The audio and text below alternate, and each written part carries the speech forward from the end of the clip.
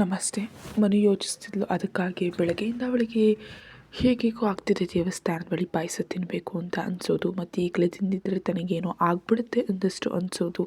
ಅಷ್ಟೇ ಅಲ್ಲದೆ ಬೆಳಗ್ಗೆ ಆ ವೃದ್ಧೆ ಹೇಳಿದೆಯಲ್ಲ, ಎಚ್ಚರಿಕೆಗಳು ನೆನಪಿಗೆ ಬಂದವು. ಆಕೆ ಹೇಗೆ ಹೇಳೋದಕ್ಕೆ ಸಾಧ್ಯ ಆಯಿತು? ತನ್ನ ಮುಖ ನೋಡ್ಕೊಂಡು ಹೇಳಿದ್ಲ.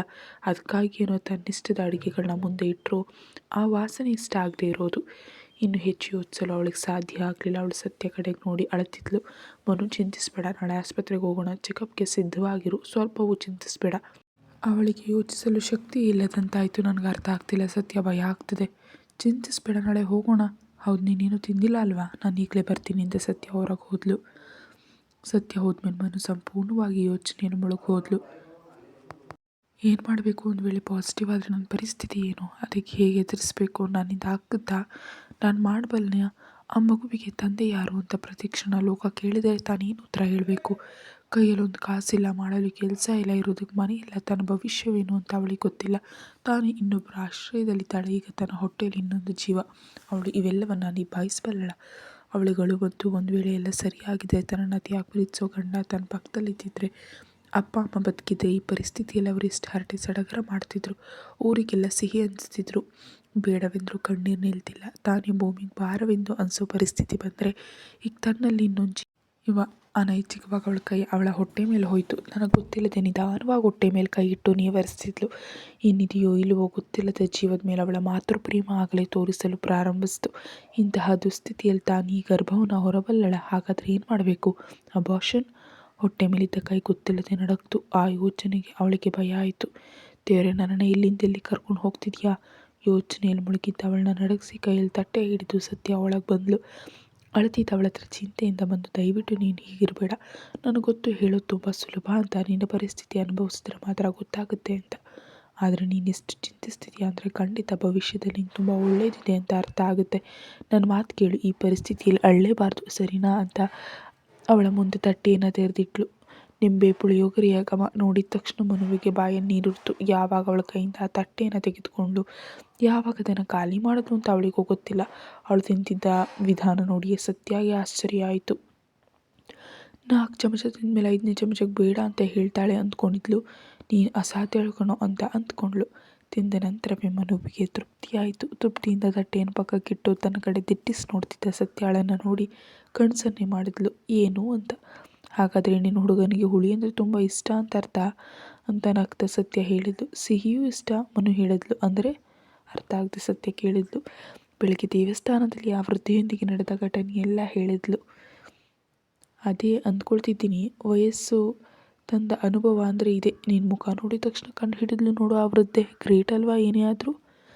ನಿಜವೇ, ಮನು ಹೇಳಿದ್ಲು. ಅದಕ್ಕಾಗಿ ಪಾಪ ಮೊಮ್ಮಗನಿಗೆ ಕೊಡಬೇಕಾದ ಪಾಯಸವನ್ನು ನಿನಗೆ ತಂದು ಕೊಟ್ಲು. ಅವಲಕ್ಕಿ ಪಾಯಸ. ಚೆನ್ನಾಗಿ ತಿಂದ್ಯಾ? ಹೌದು, ತುಂಬ ಚೆನ್ನಾಗಿತ್ತು ನಗ್ತಾ ಹೇಳಿದ್ಲು. ಒಳ್ಳೆಯದು, ನೀನು ಯಾವಾಗಲೂ ಹೀಗೆ ನಗ್ತಾ ಇರೋ. ಪರಿಸ್ಥಿತಿ ಏನೇ ಇರಲಿ ನಿನ್ನನ್ನು ಏನು ಮಾಡಲಾರವು. ನೀನು ವಜ್ರ. ಈ ಪರಿಸ್ಥಿತಿಗಳಲ್ಲಿ ನಿನ್ನನ್ನು ಎಷ್ಟು ಹತ್ತಿಕ್ಕಲು ಪ್ರಯತ್ನಿಸ್ತಾರೋ ನೀನಷ್ಟೇ ಪ್ರಕಾಶಿಸ್ತಾ ಇರ್ತೀಯ. ಸರಿ, ಶಾಂತವಾಗಿ ಮಲಗು. ನಾಳೆ ಬೆಳಗ್ಗೆ ಡಾಕ್ಟರ್ ಅಪಾಯಿಂಟ್ಮೆಂಟ್ ತೆಗೆದುಕೊಳ್ಳೋಣ. ಯಾವ ಆಸ್ಪತ್ರೆ? ಮನು ಕೇಳಿದ್ಲು. ನಾವು ಸಾಮಾನ್ಯವಾಗಿ ಹೋಗೋ ಸಿಟಿ ಆಸ್ಪತ್ರೆಯಲ್ಲಿ. ಅದರಲ್ಲಿ ನನಗೆ ಸದಸ್ಯತ್ವ ಇದೆ.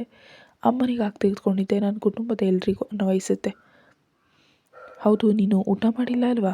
ನಿನಗೆ ಮಗ ಹುಡ್ತಾನೆ ಎಂಬ ಸಂತೋಷದಲ್ಲಿ ನನಗೆ ಹಸಿವೇ ಇಲ್ಲ. ಜಾಗರೂಕರಾಗಿರೋ ಹಾಗೆ ನಮ್ಮ ಒಪ್ಪಂದ ನೆನಪಿದೆಯಲ್ಲ, ನಿನಗೆ ಮಗ ಹುಟ್ಟಿದ್ರೆ ನನ್ನ ಮಗಳನ್ನು ಮದುವೆ ಮಾಡಿಕೊಡ್ತೀನಿ ಅಂತ. ಮರೆತುಬಿಟ್ಟೆ ಅಂದರೆ ಏನಿಲ್ಲ ನಿನ್ನನ್ನು. ಅದಕ್ಕೆ ಈಗಿನಿಂದ ಅಳಿಯನನ್ನು ಓಲೈಸ್ಕೊಳ್ತಿದ್ದೀನಿ. ಸರಿ, ನೀನು ವಿಶ್ರಾಂತಿ ತಗೋ, ನಾನು ಹಾಲು ತಗೊಂಡು ಬರ್ತೀನಿ. ಅವಳ ಪ್ರೀತಿ ಮತ್ತು ಅಭಿಮಾನಕ್ಕೆ ಏನು ಹೇಳಬೇಕು ಅಂತ ಮನುವಿಗೆ ಅರ್ಥ ಆಗಲಿಲ್ಲ. ತಂದೆ ಯಾರೆಂದು ಗೊತ್ತಿಲ್ಲದ ಮಗುವಿನ ಮೇಲೆ ಇಷ್ಟು ವಾತ್ಸಲ್ಯ ಇಟ್ಕೊಂಡು ನಾನು ಅಳಿಯ ಅಂತ ಹೇಳ್ತಿದ್ದಾಳೆ. ದೇವರೇ, ಇಂಥವ್ರನ್ನ ನನ್ನ ಜೀವನದಲ್ಲಿ ಜೀವನ ಪೂರ್ತಿ ಯಾಕೆ ಇಡಲಿಲ್ಲ ಅಂದ್ಕೊಂಡು ಕಣ್ಣು ಮುಚ್ಕೊಂಡು ಸ್ವಲ್ಪ ಸಮಯದ ನಂತರ ಸತ್ಯ ಹಾಲು ತೆಗೆದುಕೊಂಡು ಒಳಗೆ ಬಂದು ಮತ್ತೆ ಯೋಚನೆಯಲ್ಲಿ ಮುಳುಗಿ ಹೋದ್ಯಾ? ಯೋಚಿಸೋದು ಒಳ್ಳೆಯದಲ್ಲ, ಶಾಂತವಾಗಿರುವಂಥ ಹಾಲು ಅವಳ ಕೈ ಕೊಟ್ಟಳು. ಒಂದು ಗುಟುಕು ಹಾಲು ಕುಡಿದ ತಕ್ಷಣ ಅವಳಿಗೆ ಹೇಗೋ ಅನ್ನಿಸ್ತು. ಏನು ಕಲಿಸಿದ್ಯಾ ಇದರಲ್ಲಿ ಅಂತ ಅವಳನ್ನು ನೋಡ್ತಾ ಕೇಳಿದ್ಲು. ಬಾದಾಮಿ ಪುಡಿ. ಅವನು ಮುದ್ದಾಗಿ ದಪ್ಪಗೆ ಸೇಬಿನಂತಿರಲಿ ಅಂತ ಹಾಕಿದ್ದೀನಿ, ಚೆನ್ನಾಗಿಲ್ವಾ? ರುಚಿಯಾಗಿದೆಯಲ್ಲ ಅಂತ ಯೋಚಿಸ್ತಾ ಹೇಳಿದ್ಲು. ಅವನ ವಿಷಯ ಹೇಗೋ ಏನೋ, ನಾನು ಹೀಗೆ ತಿಂದರೆ ಮತ್ತು ಕುಡಿದ್ರೆ ಬಾಗಿಲು ದಾಟಲಾರದಷ್ಟು ದಪ್ಪ ಆಗ್ತೀನಿ. ಏನೂ ಪರವಾಗಿಲ್ಲ, ಬೇಕಾದರೆ ಮತ್ತೆ ವ್ಯಾಯಾಮ ಮಾಡಿ ಕಡಿಮೆ ಮಾಡ್ಕೊಳ್ಬೋದು. ಆದರೆ ಈಗ ಮಾತ್ರ ಕಡಿಮೆ ಮಾಡೋದಕ್ಕೆ ಒಪ್ಪೋದಿಲ್ಲ. ಸಣ್ಣಗೆ ನಕ್ಕು ಅವಳು ಕೊಟ್ಟು ಹಾಲನ್ನು ಕುಡಿದ್ಲು. ಸರಿ ನೀನು ಮಲಗು, ಸ್ವಲ್ಪ ಕೆಲಸ ಇದೆ ಅದನ್ನು ಮಾಡ್ಕೊಂಡು ಬರ್ತೀನಿ ಅಂತ ಹೊರಗೆ ಹೊರಟು ಹೋದ್ಲು. ಸತ್ಯ ಹೋದ ಬಹಳ ಹೊತ್ತಿನವರೆಗೂ ಮನುವಿಗೆ ನಿದ್ರೆ ಬರಲಿಲ್ಲ. ಯಾವಾಗಲೂ ಯೋಚನೆಯಲ್ಲಿ ದಣಿದು ಕಣ್ಣು ಮುಚ್ಚಿಕೊಂಡ್ಳು. ಹೊರಗೆ ಬಂದ ಸತ್ಯ ತನ್ನ ಸ್ನೇಹಿತೆ ಕರೆ ಮಾಡಿದ್ಲು. ಏನಿಷ್ಟು ರಾತ್ರಿ? ನಿಮ್ಮ ಕಂಪ್ನಿಲಿ ಒಂದು ಕೆಲಸ ಇದೆ ಅಂದೆ ಅಲ್ವಾ ಕೆನಡಾದಲ್ಲಿ? ನನಗದು ಈಗಲೇ ಬೇಕು. ಇನ್ನು ಇದೆಯಾ ಕೆನಡಾದಲ್ಲಿ? ಯಾಕೀಗ ನಿನಗೆ? ಮೊದಲು ಅದರ ಎಲ್ಲ ವಿವರಗಳನ್ನ ಕಳಿಸು, ನಾನು ಅರ್ಜಿ ಸಲ್ಲಿಸ್ತೇನೆ. ಇಷ್ಟು ಇದ್ದಕ್ಕಿದ್ದಂತೆ ಯಾಕೆ? ಅಗತ್ಯ ಇದೆ ಸರಿನಾ? ಸರಿ ಅಂತ ಹೇಳಿ ಅವಳು ಫೋನ್ ಇಟ್ಳು. ಸ್ನೇಹಿತೆಯೊಂದಿಗೆ ಮಾತಾಡಿ ಫೋನ್ ಇಟ್ಟ ನಂತರ ಸತ್ಯ ಆಸ್ಪತ್ರೆ ಕರೆ ಮಾಡಿ ಅಪಾಯಿಂಟ್ಮೆಂಟ್ ತೆಗೆದುಕೊಂಡ ನಂತರ ಅವಳಿಗೆ ಸಮಾಧಾನ ಆಯಿತು. ನೀನು ಇಲ್ಲಿಯೇ ಇದ್ದರೆ ಇಲ್ಲಿನ ಜನರು ನಿನ್ನನ್ನು ಕಾಡ್ತಾ ಇರೋದಕ್ಕಾಗಿ ನಾವಿಲ್ಲಿಂದ ಹೊರಟು ಹೋಗೋಣ. ವಿದೇಶದಲ್ಲಿದ್ದರೆ ಯಾರು ಅಂತ ಯಾರ್ಯಾರ ಬಗ್ಗೆ ಯಾರಿಗೂ ಗಮನ ಹರಿಸೋ ತಾಳ್ಮೆ ಮತ್ತು ಸಮಯ ಇರೋದಿಲ್ಲ. ಈ ವಿಷಯ ಅಮ್ಮನಿಗೆ ತಿಳಿಯೋ ಮೊದಲೇ ನಾವಿಲ್ಲಿಂದ ಹೊರಟು ಹೋಗಬೇಕು ಅಂತ ಯೋಚನೆಗಳು ಒಂದಕ್ಕೊಂದು ಕೊಂಡಿ ಆದ ನಂತರ ಅಂದುಕೊಂಡ್ಳು. ಒಳಗೆ ಬಂದು ನೋಡಿದ್ರೆ ಮನು ಶಾಂತವಾಗಿ ನಿದ್ರೆ ಮಾಡ್ತಿದ್ದಾಳೆ. ನಿಧಾನವಾಗಿ ಅವಳು ಹೊಟ್ಟೆ ಮೇಲೆ ಕೈ ಇಟ್ಲು. ಎಷ್ಟು ವಯಸ್ಸಾಗಿರ್ಬೋದು, 1 ತಿಂಗಳಿದೆಯೋ ಏನೋ. ಜಾಗರೂಕ ಮಗು, ಅಮ್ಮನೊಳಗಡೆ ಡಿಸ್ಟರ್ಬ್ ಮಾಡಿಬಿಡ. ಖುಷಿಯಾಗಿ ಚೆನ್ನಾಗಿ ಬೆಳಿ. ಈಗಾಗಲೇ ಮಾನಸಿಕವಾಗಿ ದಣಿದಿದ್ದಾಳೆ. ನಿನ್ನಿಂದ ಇನ್ನೂ ಹೆಚ್ಚು ಕಷ್ಟಪಡಬಾರ್ದು. ಹೊರಗೆ ಬರೋವರೆಗೂ ಮಾತ್ರ. ಭೂಮಿಗೆ ಬಂದ ಮೇಲೆ ಈ ಅತ್ತೆ ನಿನ್ನ ಹೃದಯದಲ್ಲಿ ಇಟ್ಕೊಂಡು ನೋಡ್ಕೊಳ್ತಾಳೆ, ಸರಿನಾ? ನಿನಗಾಗಿ ಸುಂದರವಾದ ಮಗಳನ್ನ ಕೊಡ್ತೀನಿ. ನಿನ್ನ ಅಮ್ಮನಷ್ಟು ಸುಂದರವಾದ ವೆಯ್ಟ್ ನಮ್ಮ ವ್ಯಕ್ತಿತ್ವ ಅಷ್ಟಕ್ಕಷ್ಟೇ. ನಿನ್ನ ಅಮ್ಮನಷ್ಟು ಸುಂದರವಾದ ಗಂಡ ನನಗೆ ಬರಬೇಕು. ಅವನು ಎಲ್ಲಿದ್ದಾನೋ ನನ್ನಿಂದ ತಪ್ಪಿಸ್ಕೊಂಡು ಹಠಾತ್ತಾಗಿ ನಿದ್ರೆಯಲ್ಲಿ ಅವನಿಗೆ ಕೆಂಪಂತು. ವಿಪರೀತವಾಗಿ ಕೆಮ್ತಾ ಇದ್ದು ಕುಳಿತನು. ಏನಾಯ್ತು ಚಿನ್ನ ಅಂತ ಅವಳು ಬಂದಳು. ಗೊತ್ತಿಲ್ಲಮ್ಮ, ವಿಪರೀತವಾದ ಕೆಂಬರ್ತಿದೆ. ಯಾರೋ ನೆನಪಿಸ್ಕೊಳ್ತಿದ್ದಾರೆ ಏನೋ. ನೆನಪಿಸ್ಕೊಳ್ದವ್ರು ಯಾರು ಹೇಳು? ನೀರು ಕುಡಿದು ಮಲಗು ಅಂತ ಅವಳು ಅವನ ಕೈಗೆ ನೀರು ಕೊಟ್ಟು ಅವನು ಮಲಗಿದ ನಂತರ ಹೊರಗೆ ಹೋದಳು. ಸರಿ, ಹೀಗಾದರೂ ಕಷ್ಟಪಟ್ಟು ನಿನ್ನ ಹೇಳ್ತೀನಿ, ಜಾಗರೂಕ ಆಗಿರು ಅಂತ ಮನುವನ್ನು ನೋಡಿ ಮಲ್ಕೊಂಡ್ಳು ಸತ್ಯ ಮಲಗಿದ ಮೇಲೆ ಮನು ಕಣ್ಣು ತೆರೆದು ನಕ್ಲು. ಮತ್ತೆ ನಿದ್ರೆ ಆವರಿಸ್ತಿದೆ ಎಂದು ಕಣ್ಣು ಮುಚ್ಕೊಂಡ್ಳು. ವಿಕ್ರಮ್ ಕೈಯಲ್ಲಿ ಅವಳ ಸೀರೆಯನ್ನು ಹಿಡ್ಕೊಂಡು ಅದನ್ನು ನೋಡ್ತಾ ಕುಳಿತಿದ್ದ.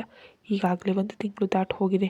1 ತಿಂಗಳಿಂದ ನಿನ್ನ ಹುಡುಕ್ತಿದ್ದೀನಿ ಯೋಚಿಸ್ತಿದ್ದ. ಅವನಿಗೆ ಹಠಾತ್ತಾಗಿ ಏನೋ ನೆನಪಾಯಿತು. 1 ತಿಂಗಳು ದಾಟಿದೆ ಅಂದರೆ ಸರಿಯಾಗಿ ಲೆಕ್ಕ ಹಾಕ್ದ. ಒಂದು ವೇಳೆ ನಿಜವಾಗಿಯೂ ಹೀಗಾಗಿದ್ದರೆ ಕಂದಮ್ಮನ ಪರಿಸ್ಥಿತಿ ಏನು? ಅವನು ಹಾಕಿದ ಲೆಕ್ಕದ ಪ್ರಕಾರ ಅವಳು ಗರ್ಭ ಧರಿಸಿರ್ಬೋದು ಅಂತ ಅವನಿಗೆ ಅನ್ನಿಸ್ತು. ಒಂದು ವೇಳೆ ಇದು ನಿಜ ಆಗಿದ್ರೆ ಅವಳು ಎದುರಿಸಬಲ್ಲಳ? ತಡೆದುಕೊಳ್ತಾಳ?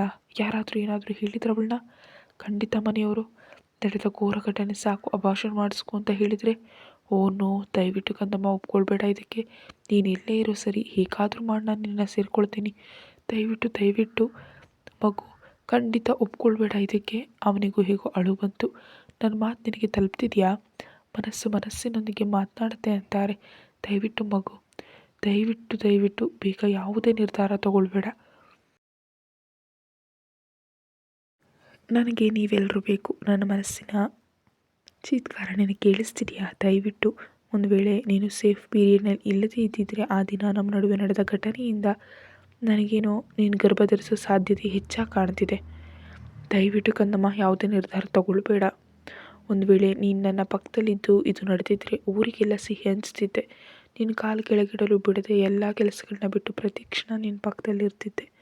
ವಿಕ್ರಮ್ ಕೃಷ್ಣನ ಉತ್ತರಾಧಿಕಾರಿ ಅಂದರೆ ಸಾಮಾನ್ಯ ಅಲ್ಲ. ಆ ಉತ್ತರಾಧಿಕಾರಿಗಾಗಿ ಎಷ್ಟು ಜನ ಕಾಯ್ತಿದ್ದಾರೆ ಗೊತ್ತಾ? Thank you.